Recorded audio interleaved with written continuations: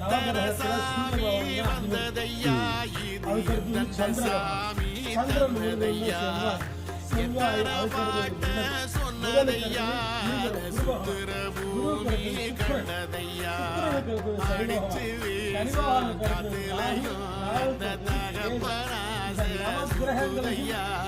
வளம் வரும்போது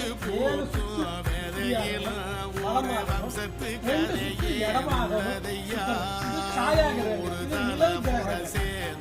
7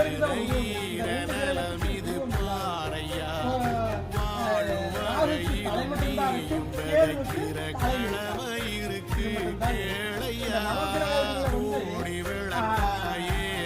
சனி பகவான் மட்டும்தான் அவரு எந்த பலன் கொடுக்கிறதா இருந்தாலும் நல்லதாகட்டும் கெட்டதாகட்டும் கண்டிப்பா சிறப்பா செய்வார். ஏன்னு கேட்டீங்கன்னா நல்லது செஞ்சா நல்லது, கெட்டது செஞ்சா கெட்டது. அப்ப எப்ப வரும்னு கேட்டீங்கன்னா அந்த 7.5 சனின்னு சொல்லுவாங்க பாத்தீங்களா, அந்த காலகட்டத்துல ஒவ்வொரு ராசிக்கு 2.5 வருஷம்னு போவாங்க. அப்ப அந்த காலகட்டத்துல யாரு என்ன பலன் செய்தார்களோ அந்த பலனுக்கேற்ப பலனை கொடுப்பார். இவருடைய குருநாதர் யாருன்னு கேட்டீங்கன்னா காலபைரவர், மகா காலபைரவர்.